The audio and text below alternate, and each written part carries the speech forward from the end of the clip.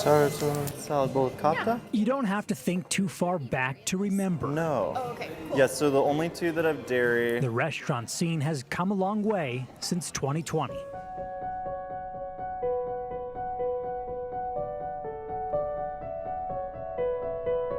When restaurants were forced to close, and COVID restrictions, fear of the virus, instability, and layoffs drove customers and employees away from the food industry. It was incredibly frustrating. Many restaurants adapted and survived. I think that's what that year kind of required people to do. For others, the pandemic was too much. Without those loans or grants, we would not have kept our doors open. More than a year later, customers are back, The meatballs. but workers Perfect. are Let me not. grab you some silverware. It's just been so busy and they can't keep up. Costs to keep the restaurants going are up, and so are food prices. It's hard to predict anything post-COVID. And some restaurant owners are getting desperate. It's really bad right now. I have owners calling me up crying. I'm Matt Rascone, and this is KSL Plus, KSL TV's digital-only news show and podcast, where we take you beyond the headlines.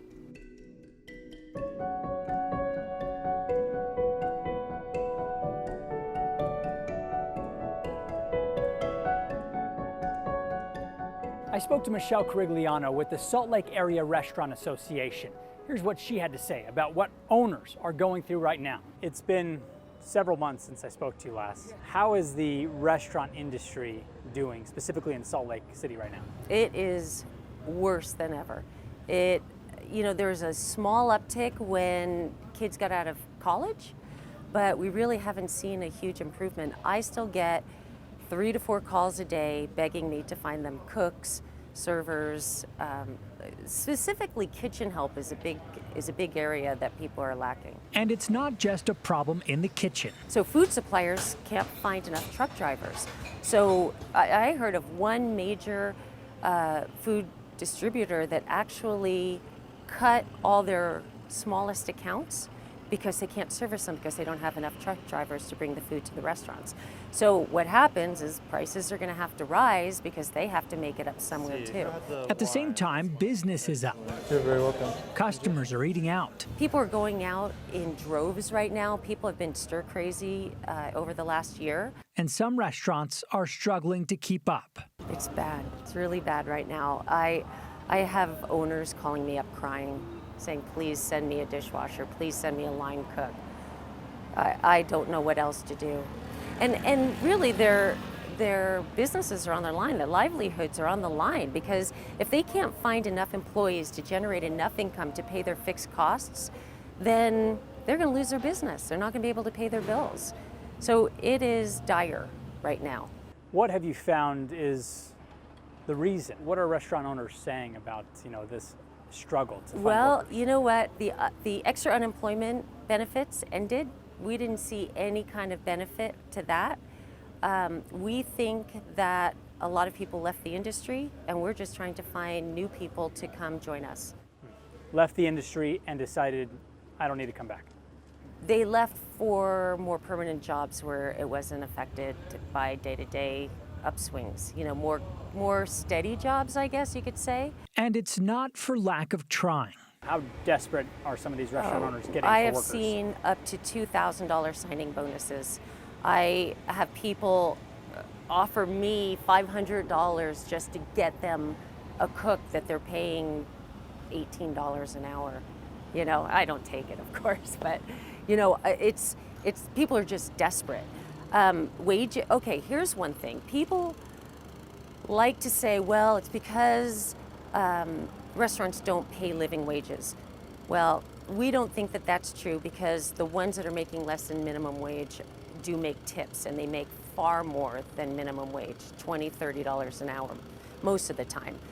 And back of house, we've seen hourly rates go up at least 50 to 75% from previous times. We spoke with Sibley Wozmak. She's a modern dancer and artist who worked as a server You essentially become a caretaker, before the restaurant she worked at closed in December. and you have to not only care for this person, but you have to sort of cater to their personalities so that you yourself can get a good tip. Because some people will just tip based off of your merit. They don't give a care if you did a physically good job. She's one of those former servers who shifted careers during the pandemic and is now working as a phlebotomist.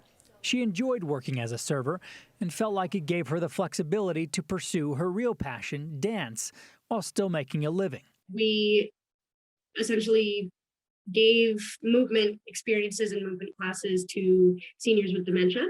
And for a while, it felt like, oh, I really like this. This is really good.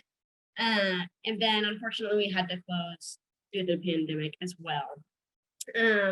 But also, I kept a second job just to be able to do that job. Even though it was absolutely wonderful, it still wasn't making as much money as my restaurant job. For her, the shift to a new career wasn't just about the money, but stability.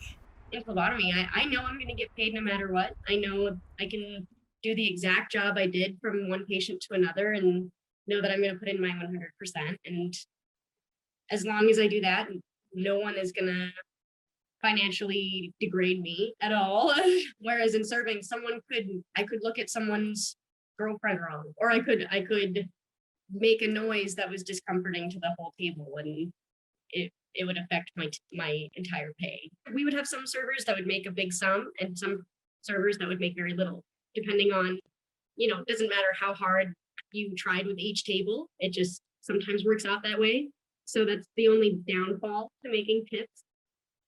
Someone might get a 20 person table and be done with making their money in about an hour and a half. And some people would have to work a whole 6 hour or an 8 hour shift in order to make the same sum. I've had tables where I did my best and for some reason they didn't think I was far enough. And I've been left with $1 from a $140 table.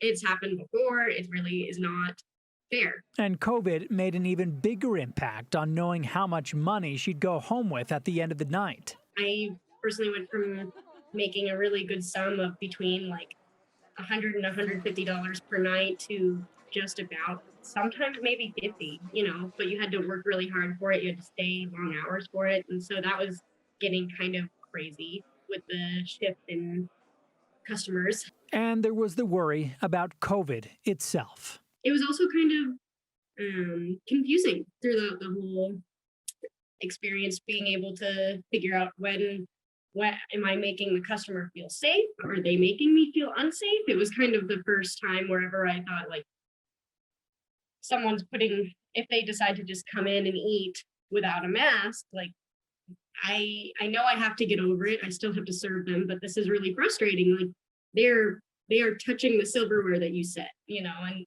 they are touching everything that you have to clean up. And so it was sort of a little frustrating when people did not want to comply with the CDC's requirements of staying safe.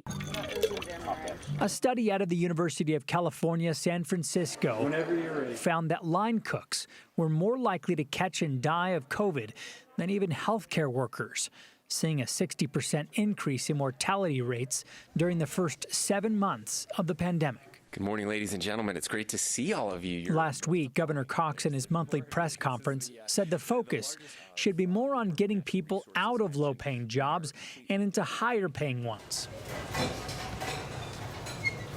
And like employment issues we addressed earlier this month in the agriculture and construction industries, this is also an immigration issue. Another big thing that's happening is the lack of immigrants.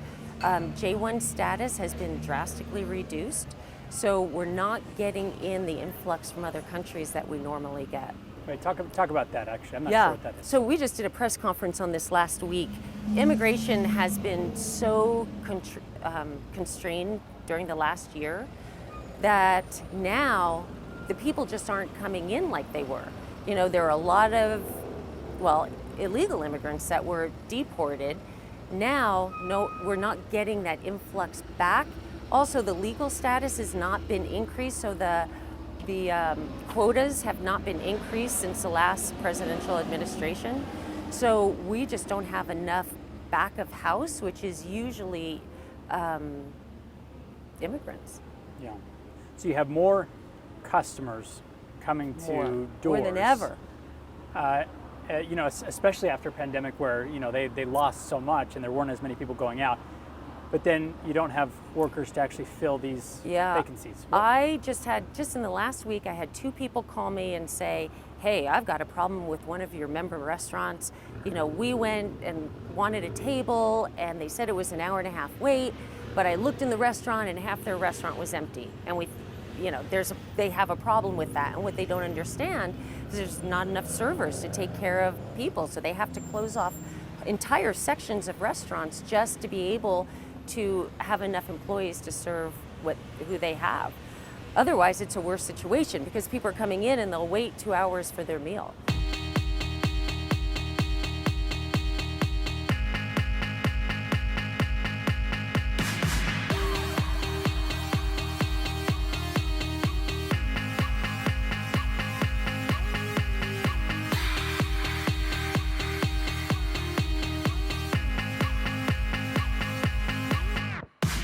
We also spoke to the owner of Laziz Kitchen, My name is Moody, M-O-U-D-I. who feels fortunate but still finds himself in a similar situation as many other restaurant owners. It'll be 5 years in October.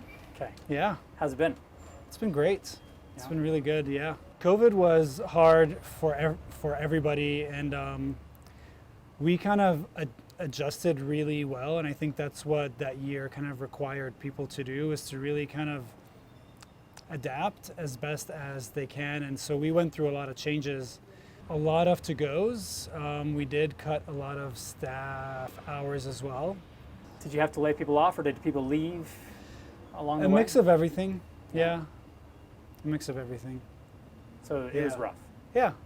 I mean, you can look at it this way, or you can look at it as a way to kind of grow within limitations, and that's the path I chose to see it as. Well, you survived that. Yeah. Now we're kind of in recovery mode. Yeah. But we have this situation, it seems like, with restaurants where there are a lot of openings, maybe not as many workers to fill. What's your current situation like? In talking to other places, we're incredibly fortunate to be at an almost full staff. But I know it's just really hard across the board, and we still go through our challenges. Like, we need to hire about 2 to 3 cooks right now, a couple of servers too. And what you have to understand is you can't expect in this type of industry that your cooks will be there forever. It's sort of a cycle. So you're always constantly having to adjust. It's just a bit harder to find people right now, especially professionals. Talk about that a little bit more, just the comparison between, 3 years ago finding someone to work here and trying to find someone today. Yeah, so 3 years ago you could hire a cook at $12 an hour, and you had a lot of cooks wanting to work. So you were able to fill a position in a matter of days, or Right. Now, what you'll start to see, and it's happening, prices at restaurants will go up, and they have been too, because now you can't really hire a cook at 12 an hour, so you have to pay more than that. Food costs are up too, and so people are really paying for those costs, not just the food, but to really stay open. And so a lot of people like to blame unemployment, and I think that's a cheap shot for companies that don't want to take the responsibility to actually pay people a fair wage, which you truly have to do because costs in Salt Lake are a lot higher. You can't pay somebody $7.25 and expect them to survive. And two, you wouldn't want to hire the people that don't want to come because of unemployment anyways. So that's an argument to me that's just an easy group of people to blame, because you don't want to do the work to actually ensure that you find the right people. and that's not even a factor anymore. The unemployment benefit No, is exactly. gone. Yeah, so like we pay our cooks $15 an hour, and now we're restructuring things where we tip pool between servers and cooks to ensuring that on average, all of our employees at least make between 16 to 18 an hour. because you can't live at anything less than that. And it's just, to me, it's a really conscious way of trying to operate, but it comes with its challenges. But at least I know that I'm not abusing someone's time. And it sounds like you're competing also, it seems like, with people who maybe left the industry at the beginning of the pandemic and maybe need more of an incentive to come back. Yeah, I mean, this is the kind of world we're in. You really have to, we can't, and not that this is something that we did here personally, but you can't just, we can't just operate on a strictly capitalistic structure where you take advantage of people because they need jobs. I think people have now kind of woken up to the idea that they are valued a lot more than what we used to pay them. And this is something I am in line with too, as a person who owns a restaurant. Yeah. Restaurants need to adjust and adapt to take care of their people a lot more than we used to in the past, because it truly is a family, and we would not be here without our staff. I can't run the whole show. That would be impossible. You need them, you're trying to take better care of them, but I'm assuming that it's a struggle, I assume, because I know that with restaurants, you know, the margin isn't that great, right? It's not that high, and that's why you're seeing prices go up. Have you had to raise your prices? We certainly did, yeah. We now pay more for labor. We pay more for food. Yeah, it's just the prices across the board are going up, and I think what people need to understand is when you come to eat a meal and they say, "Oh my God, $8 for fries. A potato costs you $1." Well, you're not just paying for a potato. You're paying for the insurance, for rent, for gas, for people, for food costs, for somebody to bring the food to you, to wash your plate. There's just a lot more cost involved in that. It's going to cost you a lot higher now to go out and eat than it used to 5 years ago, because everything is just way more expensive now. How are other neighbors, friends in the industry doing? Are you seeing people that are struggling a little bit more? It's tough, yeah. I mean, there are not enough cooks, there aren't enough servers. It's been hard, and the amazing thing is that now that hopefully most people are vaccinated and life is back to some sort of normalcy, so now we have a lot more people that live here that want to go out and eat, and not enough people to make the food or to work the jobs. When you're looking for cooks, when you're looking for these workers, Yeah. what experience do they need? Do they need experience? Yes, I mean, cooking at home is not the same as cooking at a restaurant, so experience is great. What I look for mostly is really personality. Our kitchen is unlike most restaurants. You won't see swearing or shouting or yelling or a lot of like anger. That's a red line for me, because we're all about inclusion and acceptance and compassion and kindness and love. And so our kitchen is really, yes, you need experience, but also, are you the kind of person that can find an inner state of peace among the chaos? And if you can maintain that and still be kind to everybody, then this is a place for you. Yeah. So we're kind of like cornering ourselves more into finding the right people, but it's not worth hiring the wrong person just because you need to get the work done, and then you sacrifice the culture, you know? With the way things are now, where do you see yourself in a few months, 6 months, a year? Still here, working away, yeah. Yeah. In a better spot, like with the restaurant, or? Yeah, I don't really believe things get worse ever. They're always progressing forward. It's just how you choose to look at it. And I always choose to look at things as maybe a struggle, but underneath all of that, there's like a gift hiding. So I'm not concerned about being in a bad space, because even COVID, which we thought was like the worst thing that could happen, was quite a blessing and allowed us to grow in a smarter way. So things don't happen to you, they happen for you. And so if in a year we're struggling harder, then there's like something beyond that we need to go through in order to see and understand. Yeah. That's a good way of looking at it. Yeah. You kind of have to, so you can stay happy and peaceful. Yeah. Yeah.